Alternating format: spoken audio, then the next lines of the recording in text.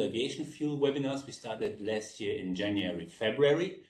It's a pleasure to see so many of you back with us again. I think we have reached quite a decent number already. I guess some more are going to be joining very, very soon. This is part 2 of a very focused series where we go into the essence of sustainable aviation fuel. We started with number 11, webinar number 11, last week together with Chiara and Christoph. They were talking about the market outlook. Today it is going to be, I would say, an entirely EASA run event. So we have also, as an exception, everybody here on board in our EASA headquarters. If I allowed to make a start, for the ones who haven't joined us before, my name is Ralf Kosman. I am the operational manager of the European Union Southeast Asia CCTA CORSIA project, and I'm accompanied with my colleagues Santiago and Rebecca. They are both, as said, here in our headquarters at their desk in case something happened. They will back me up, and they will try to keep the show alive in case something happened. But it didn't happen. It didn't happen so far.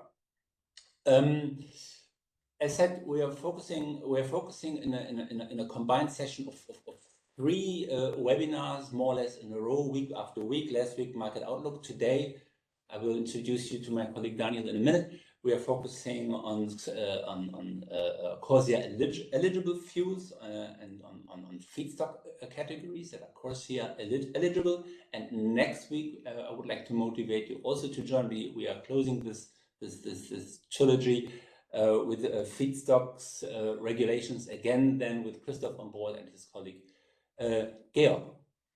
If I may, again, for the ones who haven't joined us before, briefly give you the context of what we are doing. This webinar forms part of this, as I said before, the EU Southeast Asia CCCA CORSIA project that is funded by the European Union with the objective to support the ASEAN member states in CO2 reduction from international aviation. We are focusing on CORSIA implementation, on state action plan creation, on aviation emission data management system implementation, and we give advisory on policies.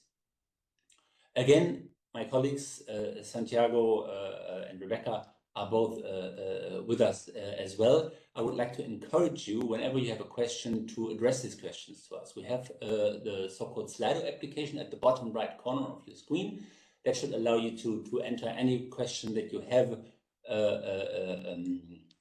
into the tool. We look at these questions later on. We can share them with everybody. You can upvote on questions that you find very relevant for you, so we can see what is the most prominent, the most interesting question to answer. And we have, during the session, we have pauses, so we can refer to your questions in between or at the end. We'll see how it goes. As said before, this is not a media show. What we are doing, the format still applies. It should have the character of colleagues talking to colleagues and trying to give you a fresh, up-to-date information of what we experience in our daily businesses here. And I am now, again, I'm always the one with the computer problems here. So, and if I just, this is the Slido application, so you can also access it with the QR code and enter the code SAF12 to be able to activate it. Yeah, so please just take your time, if you have a mobile device, make a picture of the QR code and access it by entering -SAF12.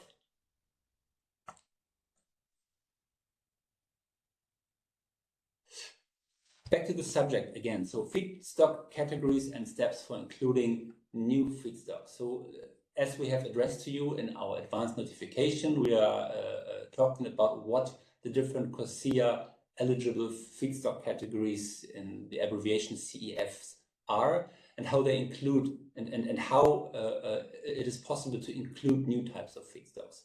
Aeroplane operators can benefit from the use of CORSIA eligible fuels to reduce their CORSIA CO2 offsetting requirements. And our EASA expert, again, I will introduce you to him to you in a moment, will review the different types of feedstock categories to produce CORSIA eligible fuels, and he will try to guide you through the steps and how to include additional feedstocks to the ones already approved at ICAO level. I missed saying that we are recording the session as we have done it with all the others, and as with the others, we are going to share this record in a couple of days on our project website, also with the presentation that you are going to see.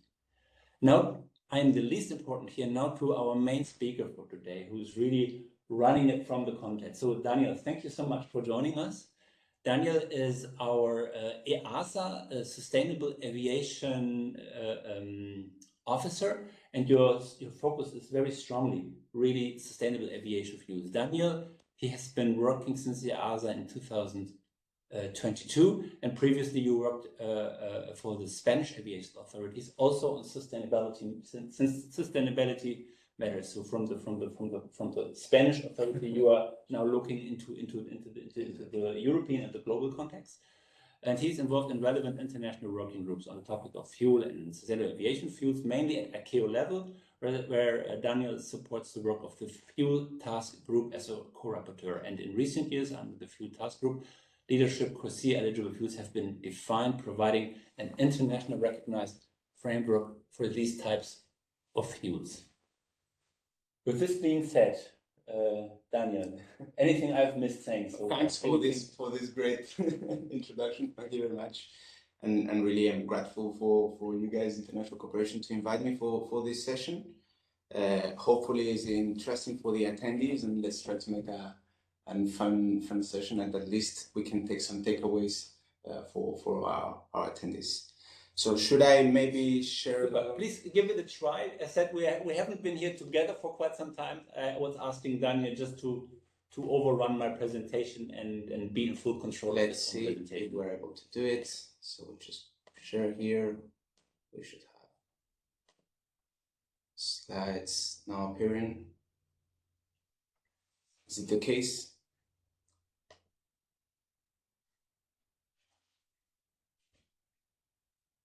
I can see it. Santi, feedback from your side?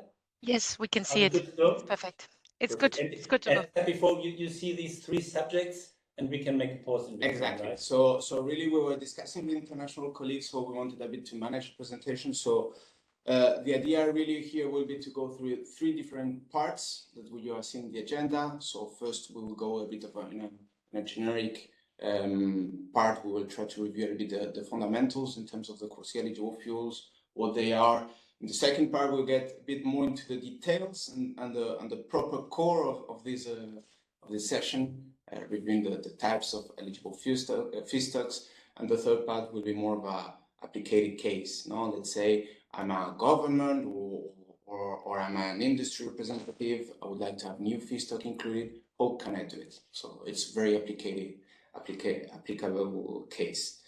The way we wanted to organize it somehow, we spoke before, would be to actually, we will stop a few minutes after each part to take some of the questions that might be arising. Yes. Right, and we try to give insightful answers. This is the moment where Santi eventually kicks in. As my experiences, the audience needs some time to accelerate. Let's see if any questions are coming. As said before, if you have anything, just throw it at us. Santi is monitoring it. We make a short cut, talk to Santi, see if everything is in, and then we refer to it. If not, we continue. Yeah, great, super. So grosso modo, every part will be around 15 minutes, just to have a bit of a temporary idea. So the first section, what are actually the CORSIA eligible fuels and the fundamentals?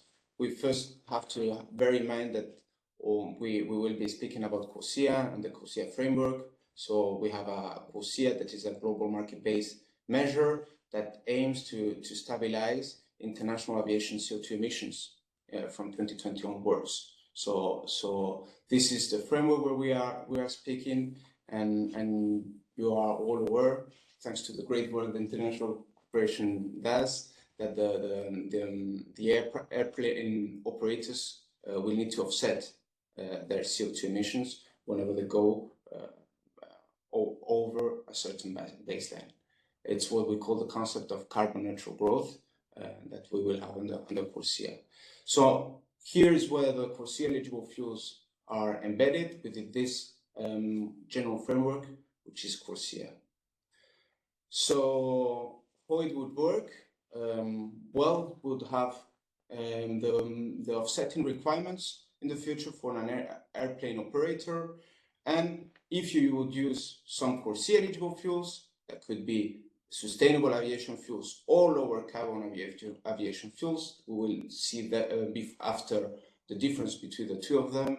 The operators will have to reduce its CO2 offsetting requirements. And this is really the use of the CORSIA eligible fuels, to reduce the CO2 offsetting requirements that the airline's operator might have with the CORSIA. So here you have this little example. We may have an airline operator that has the CO2 requirements in green. We will use some CORSIA eligible fuels, and it would be this purple reduction that we would be having. So a bit of a theory. We always have to start also with a bit of theory, which is purely the definition of these CORSIA eligible fuels as per the Annex 16, Volume 4, our CORSIA sustainable aviation fuel or our CORSIA lower carbon aviation fuel, which an operator may use to reduce their offsetting requirements. This is the formal definition of the CORSIA eligible fuels. So we clearly see since the very beginning already these two concepts appearing, the CORSIA sustainable aviation fuels and the CORSIA lower carbon aviation fuels. So let's quickly get into what are the differences between the two of them.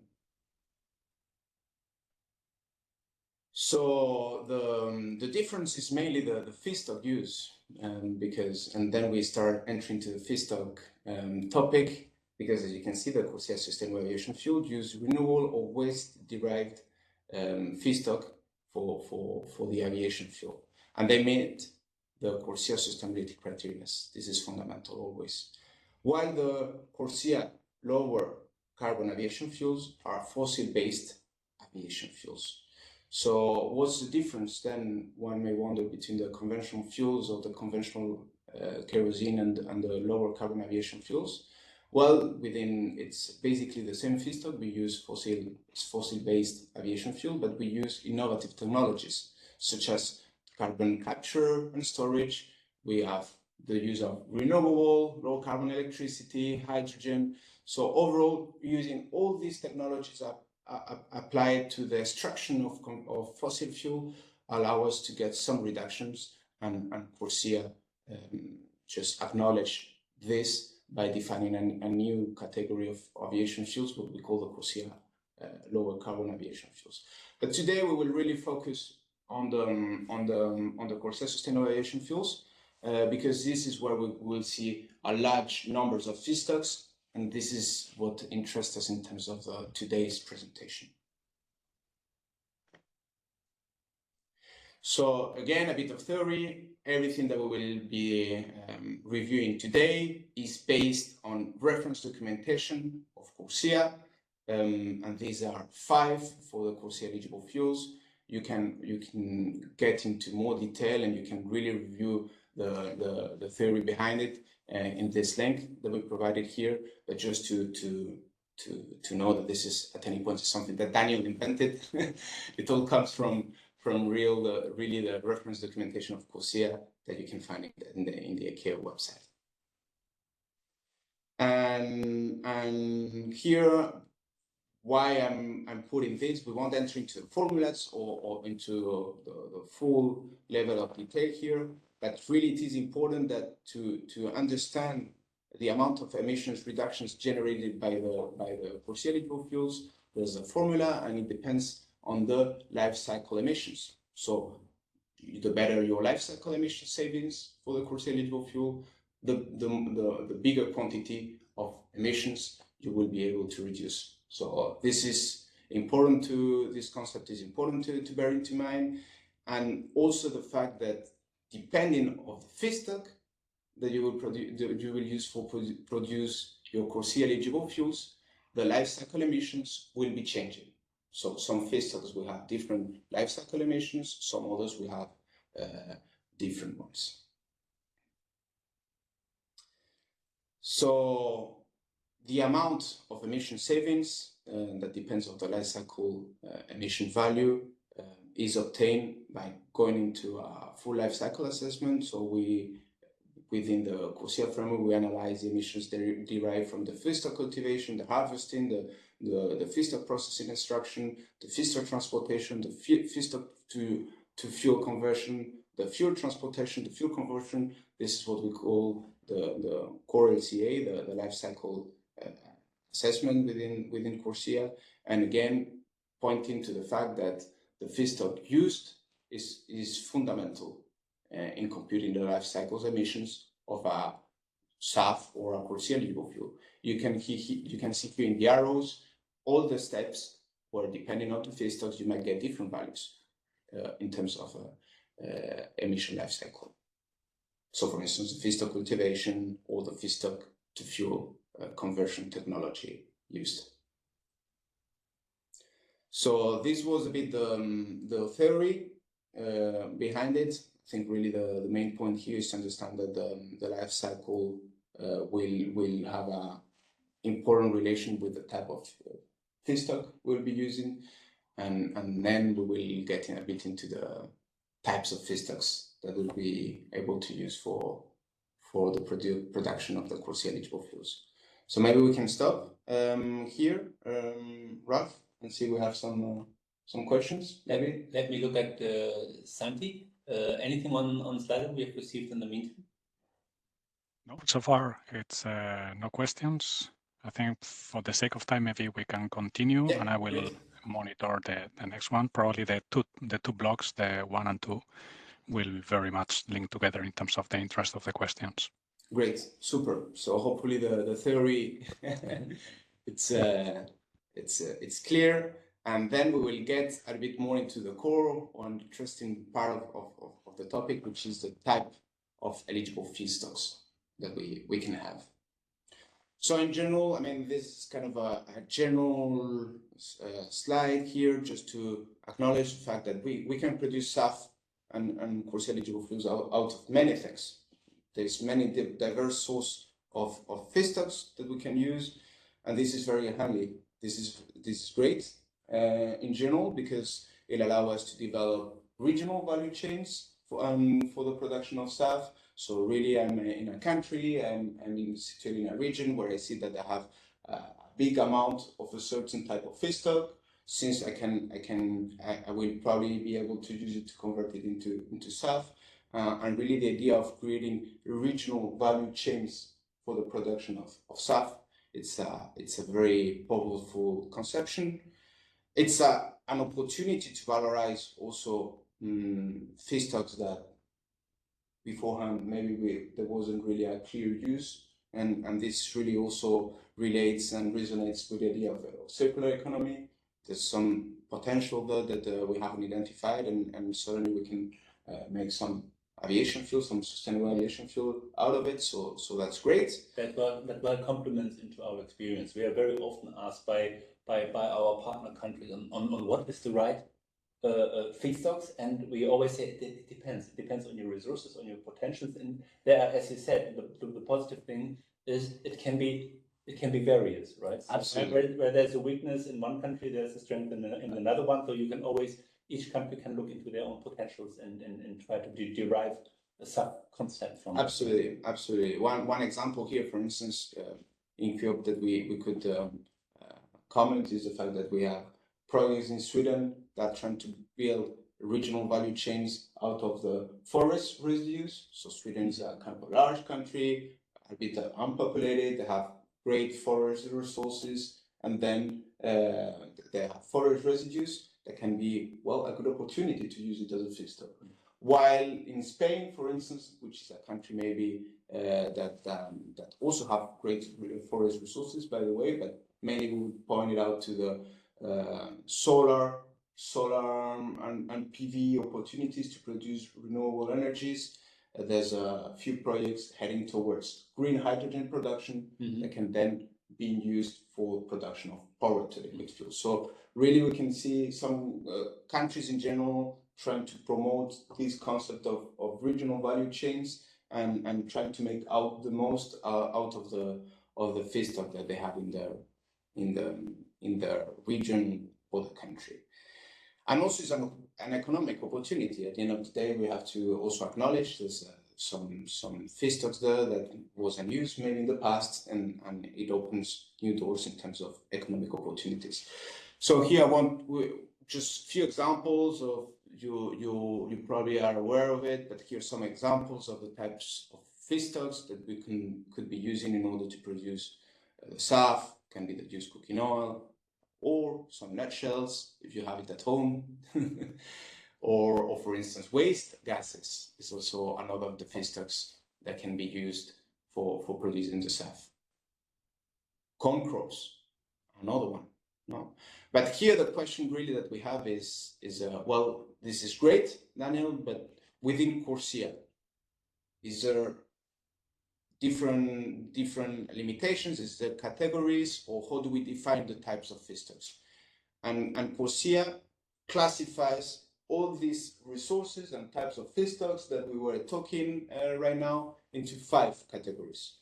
So we will get a bit into the details of what are the different categories are, but just here we want to acknowledge there's many types of feedstock that we can use for producing sustainable aviation fuel, but we need to categorize it. Therefore, CORSIA defines 5 types of 5 different categories for the whole range of feedstock that we have out there. So these 5 categories are: first, residues; second, wastes; the third category is what we call the byproducts; the 4th categories are the co-products; and the 5th categories are the main products. So it looks like some of them look like strange words, but we will get a bit into the definition of what actually everything means. So let's start with the residues. Probably one of the kind of the first category, one of the, let's say, the most intuitive ones. So the definition of the residues. So we have secondary materials, which we discard, or it is required to be disregarded by certain regulations. So we have no economic value to this material, and there isn't any type of elastic supply. And by that we mean that if there is a new, suddenly this feedstock starts to have some price, some economic value, we cannot change the offer in order to cover the demand. So I mean, if you have nutshells and suddenly you are producing nuts in an industrial manner, and you have a certain quantity of residues in terms of nutshells, it's not like all of a sudden I can just double my production of nutshells. Now you have X amounts of waste that is produced per year, and that's it. There's no way to actually to duplicate or triplicate the amount of quantity that you can produce. So this is a pre-populated category within CORSIA. These are right now, as per the official documentation that we were mentioning before, some of the examples of type of residues.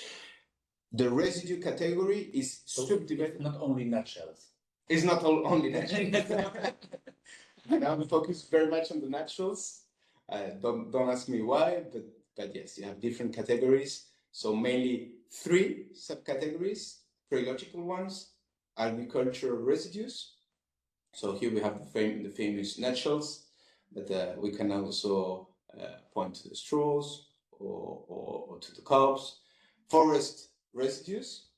So that makes also a lot of sense. We mentioned it before. So we have leaves, needles, tree tops, and also processing residues. So whenever you have an industrial process, there's some secondary products and residues that may appear. So this would fall into this category. And here really want to point out to the fact that, as you can see, the categories, the topology of feedstocks sometimes are a bit irregular, in the sense that some of them are very concise and very explicit, and some others are pretty much a category in its own, right? So husks, for instance, there's many sort of husks. You can have them for many different types of products. So this is the first category, the residues. The second category, you will tell me, Daniel, is pretty much the same, and it's actually pretty much the same. So it's defined in a very, very similar manner. So objects, substances which the holder disregards, and they have neither economic value, neither elastic supply. So what falls into this category? One would ask, basically, what's not an agricultural residue, forest residue, and a processing residue. So what's outside of these three subcategories, it's what we define as waste. So quite a short category. We have the municipal solid waste, which is kind of a mix of everything. We have waste gases, or the used cooking oil that enters into this category. The third category is byproducts. So the byproducts under the CORSIA Eligible Fuel are defined as secondary products of a production process. It may have some economic value, but we don't have any type of elastic supply. And we need to define what's this economic value it is, and this is the whole point of this category. But you are processing something, you have what we would say a secondary product, kind of a residue, but certainly it's valuable because another industry might be using it, or there's some price into the market, but not significant enough, let's say. And there is not elastic supply. It's not like I can multiply the quantity of this residue I can produce. This is what we will call a byproduct. So you have a few examples here. Mainly the tallow could be one of the examples. The grease from processing some of the meat. This is an example of byproducts. Fourth category, co-products. So co-products and also the fifth one, they are very much related. So co-product, you have a main production, and you have a secondary product. This is the fourth category, the co-products. You have a secondary feedstock that is produced that have economic value and elastic supply. Then we will put it into the category number 4. And the only example of it right now, it's the molasses. And the fifth category, it's the rest. So you have primary products of a production process. It has already some significant economic value because there's already a market for it, such as the corn. For here, it's, I think, a pretty clear example. We use it for many things, for my breakfast too. And it has some significant economic value and also some elastic supply. If the world wants more corn, we can really take the demand up, and if there's some value in the corn, suddenly the price of the ton of the corn increases quite a bit. It's pretty easy to try to cover the demand and increase really the production. So here it's the category as defined right now in the CORSIA Eligible Fuels. So you have, for instance, the poplar, the soybean, the palm oil, the Brassica carinata oil, the camelina, sugarcane. You have certain the full list of main products that we have now. So we went a bit through the 5 categories, and why one may ask, well, and why are we doing these categories? And why this is important to know where the feedstock, in which categories it falling into? Well, because the life cycle's emission values will depend in terms of the category into which the feedstock falls into. And this is because we have mainly two components when computing the life cycle emissions of the SAF or the CORSIA eligible fuel. One is the core LCA and one is the ILUC. So all these categories, we have a core LCA value, and we will define what is the core LCA, and just two of them we have an ILUC value. So you can clearly see that, well, if you are able to remove one of the components, the ILUC component, you have better life cycle emissions. But let's try to jump into what's the core LCA value. It's what we just said, and we mentioned in the previous section. So it's the full life cycle assessment of a SAF here. So with the feedstock cultivation, the processing, the transportation, the feedstock to fuel conversion, the transportation. This is what we call actually the core LCA value. So as you can imagine, all the feedstocks that we have into the categories have a core LCA value. That's clear for everyone. But then we have also under the CORSIA eligible fuels, we have the ILUC. So this is one of the most complex concepts. Let's try to, I'm sure there's many experts in the call, but maybe for the ones who see this concept for the first time, it's a bit one of the most complicated. Myself took a bit until I was able to really fully size the implication of the ILUCs. But basically, it's whenever some additional land is used in other location because there's a change of the use of a certain feedstock. So let's try to make an example, a very simple example, to try to understand what's behind the rationale of having an ILUC value into the CORSIA eligible fuels. So I have a country A, which was using some rapeseed oil and which was using that crop in order to produce some cooking oil. We will have some rapeseed oil for cooking, and suddenly see the opportunity of transforming and having it as a feedstock for the SAF. And well, the farmer starts selling that rapeseed oil in order to have some feedstock for SAF production. Well, the original demand for that rapeseed oil for cooking still there. So what could happen is in another region of the world, maybe in a completely different country, there's a new farmer that changes the use of its land and starts planting some rapeseed oil in order to cover that original demand for cooking oil or for rapeseed cooking oil. So that change of land use that may happen in a third country to cover that original demand is what we call an ILUC. And of course, in order to do this, you need a main product because you need to have something that had already a market. So, for instance, let's get back to the nutshell explanation. We have the nutshells. No one wants nutshells, or no one collects nutshells. So if I start using it for producing SAF, I can ensure that there's not going to be another part of the world that's going to start producing nutshells because it's super important for meeting X demand. No one is suffering from it. Right? No one is suffering for it, right? While if you're using some corn or some rapeseed oil, this could actually be happening, and that's something that is very important to try to reflect into the life cycle value of the SAF.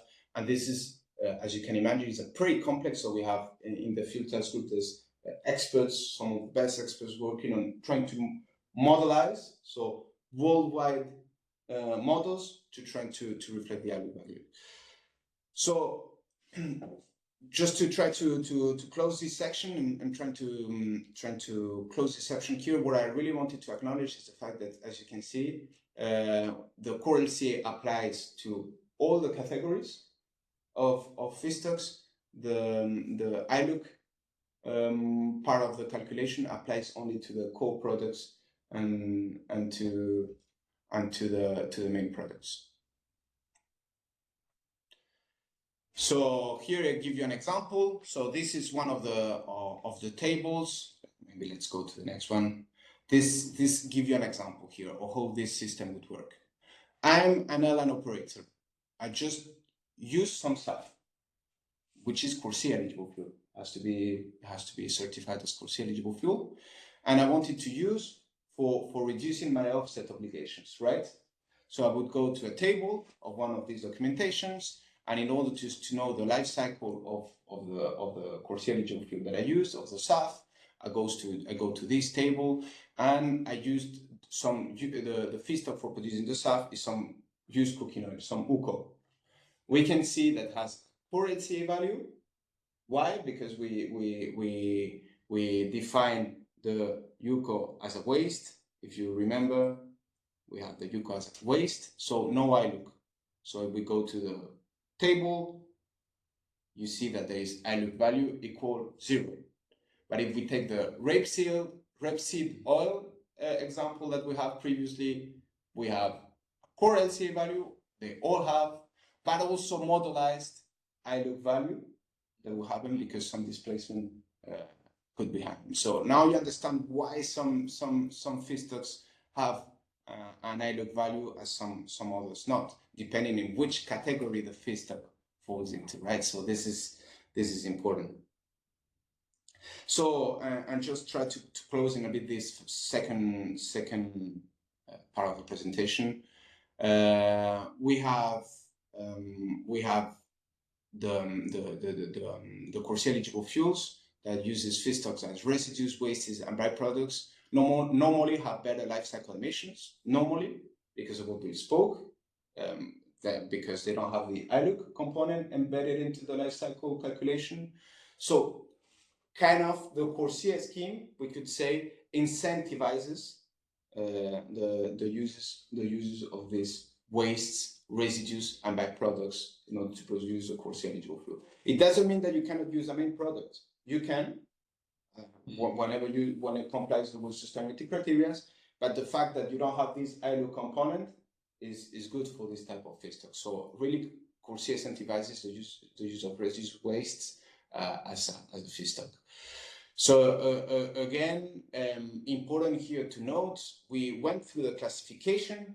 This at any point is a fixed image, so it's evolving. A waste that now has very little economic value may in the future start having more and more economic value, and may jump from one category to another. So the ICAO system will be reviewing the feedstocks and the categories, and one may see some feedstocks in the future jump from one category to another, right? It's a dynamic process. It's not. It will be a dynamic. It's not static, right? Yeah. It will be a dynamic process, and it's not like I don't know. I have a residue here, and it will remain for all its life there. It might end up being a byproduct because there's some economic value starting to get into there. I mean, we can argue already that some of these ones, kind of the used cooking oil, we could argue would fall into byproduct, for instance. So just to clarify that this is a dynamic process. So we review the categories. This was a bit the idea in the second part. So maybe we can take a question. We have questions. Oh, some interesting ones. Santi, maybe is it possible that you share these questions, or how would you want to run it? I see you already sharing. Perfect. I think I should be sharing, if I'm not mistaken. So yeah. Maybe you can. Yes. Find it. You were using an expression that was new to some or a person in today. Yes, indeed. Yeah, this relates to the first part. So a person is a bit confused because it's the first time he or she is listening to the low carbon fuel concept. And so what can you come back to explain, or maybe just phrase again, the difference between CORSIA sustainable fuels or sustainable aviation fuels or CORSIA eligible fuels and low carbon fuels?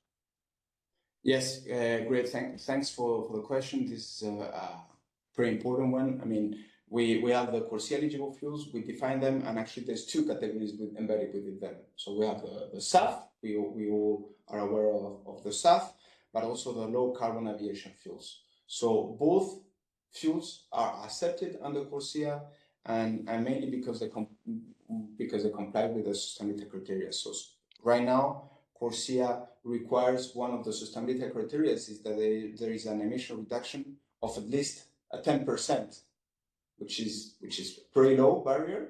So if you have a fossil fuel extraction process like you have now of crude oil, but you apply new technologies that for the extraction, we capture maybe some CO2 of the process, you might actually get over that 10% of reductions compared to the conventional fuel that we're using there. So you're still using fossil and crude oil as a feedstock because this is what you're using, but you reach more than 10% of emission reductions because you capture some CO2, some green hydrogen, and then is what we call the LCAF, the low carbon fuels, and it's a different separate category. So you have SAF, and you have the LCAF. The LCAF has its own methodologies. The LCAF has its own sustainability set of criteria, but it's important to acknowledge that we have these two typologies of fuel within CORSIA. Thank you very much. I see it's highly voted. A second question that we have now highlighted. So is what are the difference between CORSIA eligible fuels and fuels eligible under the RefuelEU Aviation or the RED II directive, so the Renewable Energy Directive of the European Union? That's a very important question, and thanks for it. Really here it's the sustainability criteria that we have to have into mind. So we have different sustainability criteria, some of them pre-aligned, but they are different for CORSIA eligible fuels and for the RED or the Energy Directive fuels and biofuels, right? So let's give probably the most clear example are the emission reductions that need to be achieved, the minimum. So for the CORSIA eligible fuels, we talk about this threshold of at least 10% emission reductions for the CORSIA eligible fuels. In the RefuelEU, it will change depending on when the fuel production facility started, but overall the 65% minimum emission reduction is the reference. So you can see that here we have a clear example. So if for whatever reason your fuel has only a 30 or 40% of emission reduction, if you comply with the rest of the sustainability criteria on the CORSIA, you could have a CORSIA eligible fuel, and you could certify your fuel as a CORSIA eligible fuel. But because you haven't reached the 65% emission reduction, even if you comply with all the other set of criteria from the European regulation, you wouldn't be able to have a SAF eligible under the RED II. So you see, really the sustainability criteria are the main element. And also the use of them, or why are they used? But let's not jump into this. Yeah. Thanks. And that is being a bit more stringent, but obviously then complying with the international requirements or the CORSIA requirements. So the next question, and just a reminder for the colleagues online, so you can upvote the questions. We will try to cover all of them, but obviously we will prioritize that at the one most voted. Just click on the sub button, then you upvote. Correct. You just click on this button on your screen, either on the WebEx or on the browser. So what are the advantages of certifying SAF as CORSIA eligible fuels? Is it only for CORSIA? I mean, it will only be applicable for CORSIA? Yes, thanks. I mean, there's several values or several advantages. Mainly, the first one is that you are having a market that opens to you, because at the end of the day, the airlines operators, whenever they will start purchasing SAF and making offtake agreements, they will look first for the available CORSIA eligible fuels. Why? Because there's another value for them in purchasing a SAF that is certified as CORSIA eligible fuel. In the future, you will have some offsetting requirements. Then you will need to pay for comply with that offsetting requirements. If I purchase a SAF that's certified as a CORSIA eligible fuel, I'm reducing my requirements, therefore I'm paying less, I'm spending more money on purchasing them, and then there's a value for the airlines. So what we see in general is that the airlines operators, they scrutinize first the market, looking for SAF, which is certified as CORSIA eligible fuel. And yes, mainly the advantage, the advantage is mainly for reducing the offset obligations under CORSIA. So is it only for CORSIA? It's a bit of a subtle question because some national policies are linked to complying with sustainability criteria under CORSIA. So some national policies now we start seeing developing some national policies that ask for the SAF to be compliant with the national requirements to be certified as CORSIA. But in general, yes, we could say that the main advantage of having certified your SAF is that then the airlines operators can reduce their offsetting obligations within CORSIA. Thanks, Daniel. Indeed, I think it's a very good, a very interesting point what you mentioned, that it's becoming an international standard for sustainable aviation fuels, and is being used by authorities or by regulators as the, let's say, the qualifier for certain things. I'm thinking of the American case or some others that they are already using this criteria to, let's say, enable certain financing as well. Totally. That's a very important point, Santi. Many national authorities are starting using as a reference this scheme. Yeah, I'm looking at the time. Maybe we address one question now. We continue with the third module, and then we bring them back together with the last questions on the module. So let me maybe pick this one as they are equal. Sorry, there is one which is 3 votes, so I need to respect the voting. So is the feedstock categorization in CORSIA based on anything existing already, like industrial standards, or is it custom made for CORSIA? Yeah, so I would say it's pretty much tailor-made for CORSIA. So the category. So we have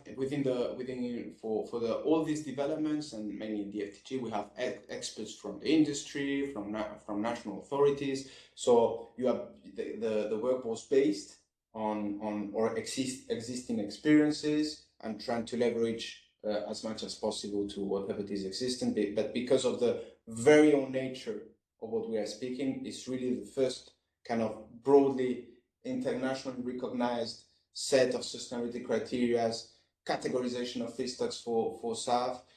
We can say that yes, it is kind of the first one, actually the first scheme that is trying to be so broad, and therefore it's a bit tailor-made for CORSIA, this feedstock categorization.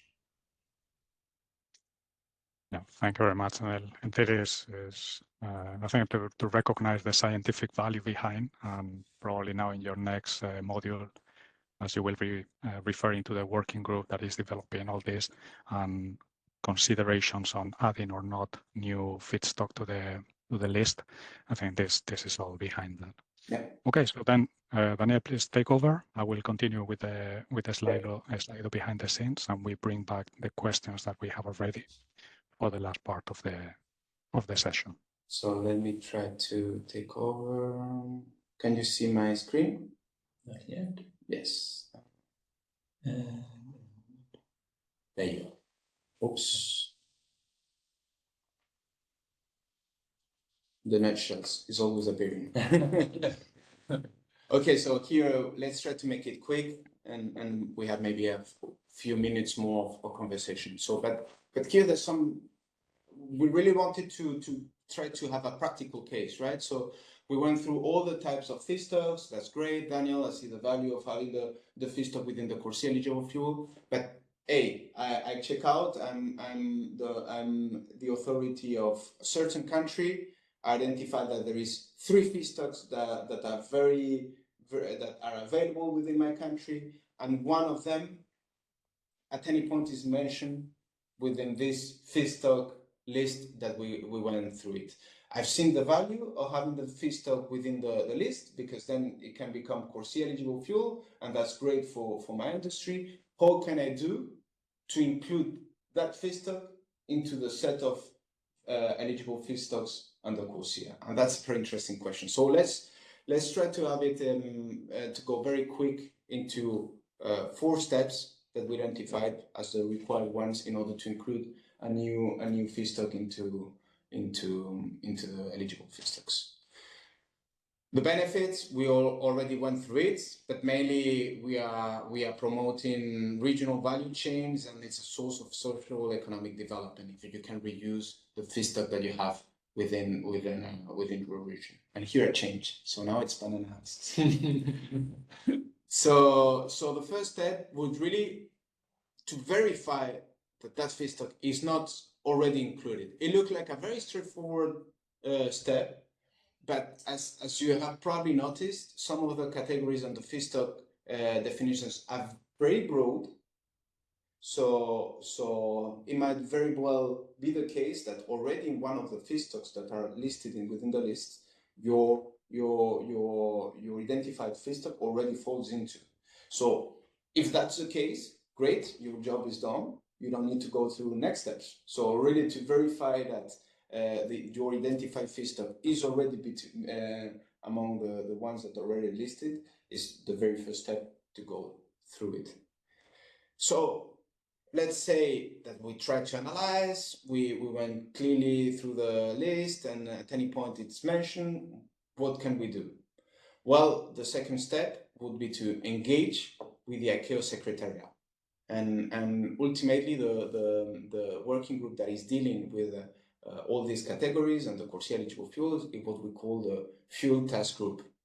The Fuel Task Group it's a specific technical group that is embedded in the Environmental Committee of Aviation, and there's more than 300 experts there. So really interesting group that is working daily in updating the CORSIA eligible fuel requirements.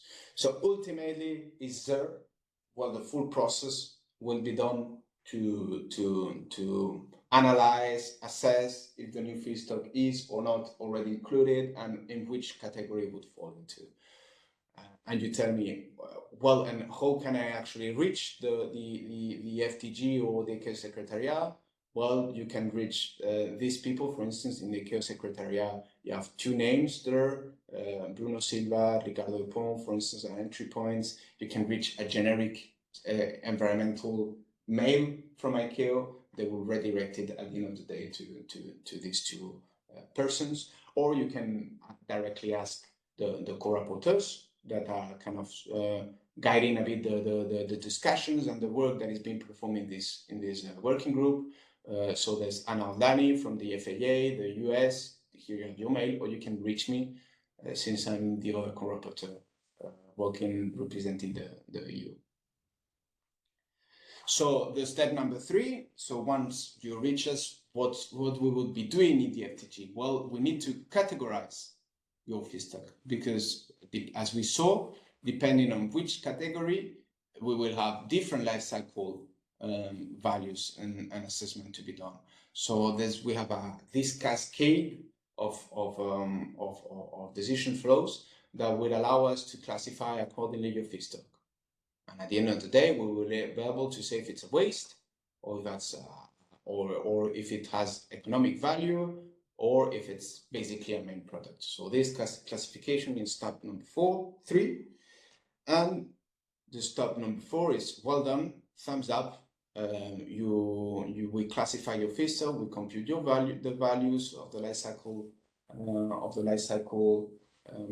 values for your SAF produced out of your identified feedstock, and it's published in the official documentation of CORSIA. We have a new feedstock, which is very much encouraged, by the way, and I mentioned because as we were saying, there's many experts involved. We try to cover as much as feedstock as possible, but sometimes there's some feedstock that it's out because it wasn't necessarily very identified because it's specific to a region. So really encouraging people, if they see that there's a feedstock that the SAF production policies could be based on, to try to apply and have it incorporated into the CORSIA framework.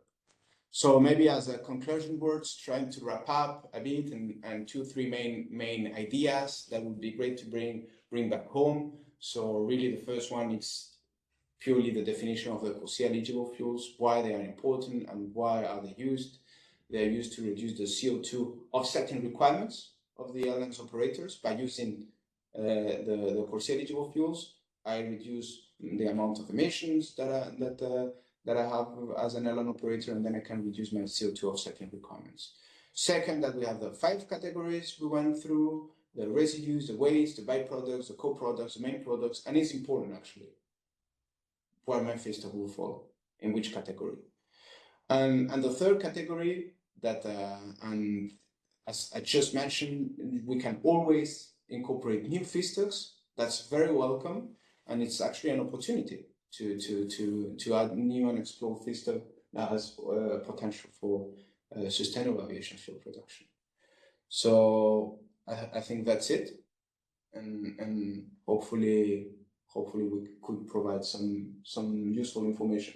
Cross fingers. Daniel, thank you so much. I just realized for quite some time this was really again something that was quite intense, in particular intense for you because you were the only one speaking today. So there was a strong focus on you, and I know how stressful this can be. And I see many questions popping up, and I think that really shows the importance of the subject and the relevance of the subject that you have been talking about, and also of the. So it's, for me, it's a reflection on the quality of the subject today. So thank you so much. The disadvantages of sharing the screen is that the audience can see what pops up. So everybody saw that you have another appointment. I think with Andreas, who is actually also speaking here in our webinar some month ago. So for the ones who are regularly visiting us here, you might have realized that. So Santi, 2-3 more questions maybe, and maybe if we don't touch all the questions, maybe we can refer to them in a written format and share them on the website later on, so that nothing is forgotten. Yeah, right. That's absolutely. Okay. I mean, we can try to. I don't know. We have time for maybe a last one, and then what I can suggest. I mean, I would really like to try to answer. I'm looking at you because you have another appointment. We have all seen that. No, but we can take a last one, and then I will coordinate with you guys and try to provide answers to all of this, so the audience can have their okay. So then, if I may then, looking at more or less equal thumbs up, let me take the one that is a bit more, let's say, challenging or a bit more provocative, if I may say. So it says, don't you fear that the very low level of emission reductions under CORSIA will encourage producers to use the feedstock with the lowest impact on emission reductions, without mentioning the disadvantage for the use of producers? I think that's maybe obviously not directly related to the feedstocks themselves, but more or less on how the system has been built. You can give it a go. No. This is a very interesting and I think that's very pertinent. At the end, it's a little bit more of a generic and philosophical question, and it's great. And yes, I think we all acknowledge that the level of emission reduction required for CORSIA is pretty low. But then it's up at the end to the end customers, which is the airlines, to choose and to look for which is the SAF they will be purchasing. And what we tend to see in general is that the airlines operators are pretty eager to have, let's say, as a high quality SAF as possible with the biggest emission reduction as possible, because there's many things behind for them. There's the idea first of, if I have a bigger emission reduction in my SAF, I can reduce more offsetting obligations first. But secondly, I can present to my passengers that I care about the type of SAF that I'm purchasing, the feedstock it is made of, the emission reduction that my SAF is having. So in general, I would tend to say that the airlines operators are really pushing for having SAF which is reducing as much as emissions as possible. And I've been noticing lately how the whole purity liquids offtakes agreements are being done. So with a high emission reduction levels, and so I hope.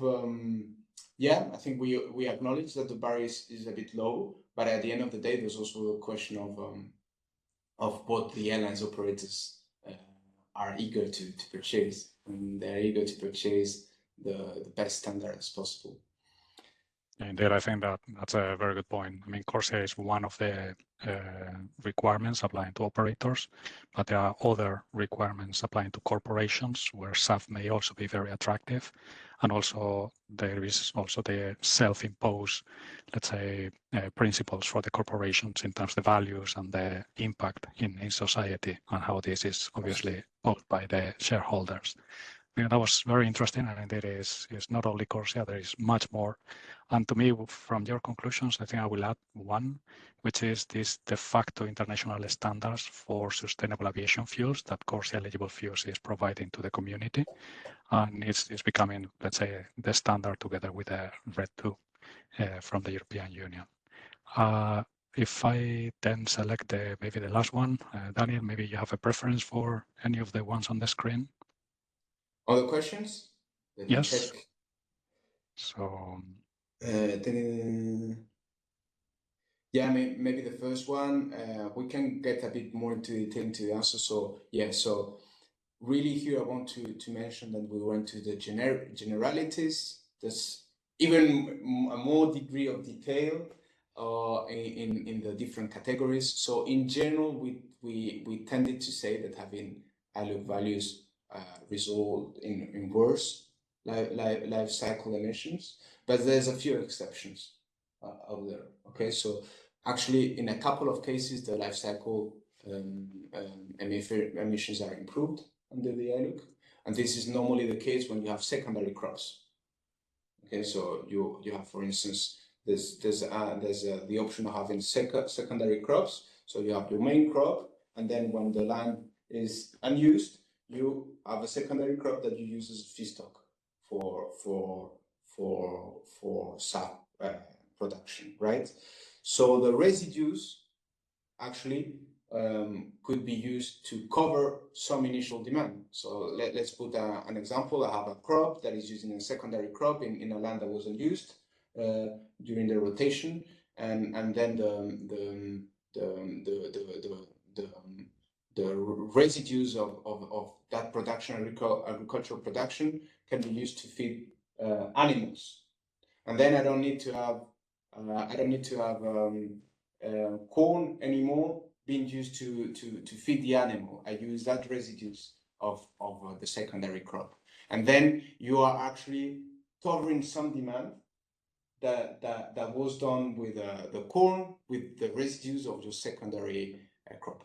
And it's a bit technical and complicated. I can try to give a written answer to that one, but yes, just maybe here to having to mind that what we talk and what we explain is the general rule. There might be a couple of exceptions, and in the ILUC you can have negative values, so actually having a production that secondary covers some demand, and this is reflected by having negative values. So there's a few feedstocks, and you will see that always associated to what we call secondary crops with negatives ILUC values.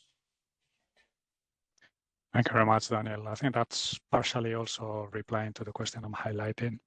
Obviously, and I think you were hinting already, there is a very deep analysis to be made in terms of what is the best use of what is the, let's say, how to maximize the use of the feedstocks available in the country with existing or the promoted industry, and the possible combinations of either co-products or byproducts and so on. Okay. So it's something that obviously the industry is doing or should be doing, but also at the state level, it's something that needs to be considered while developing the policies and this, let's say, wider view towards the sustainable aviation fuels, either for aviation or in a wider context with biofuels or products coming from biomass.